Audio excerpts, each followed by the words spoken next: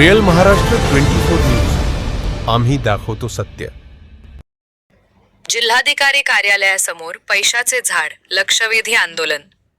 One विभागातील कथित गैरव्यवहाराची चौकशी करण्याची मागणी. डॉक्टर गणेश ढवळे, लिंबा गणेशकर.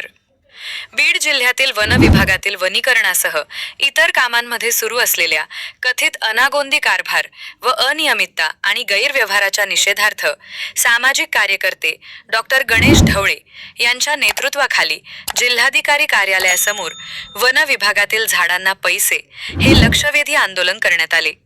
या आंदोलनात डॉक्टर गणेश ढवळे यांच्यासह शेख युनुस चंधाटकर आणि मुजीब इनामदार यांनी सहभाग घेतला होता.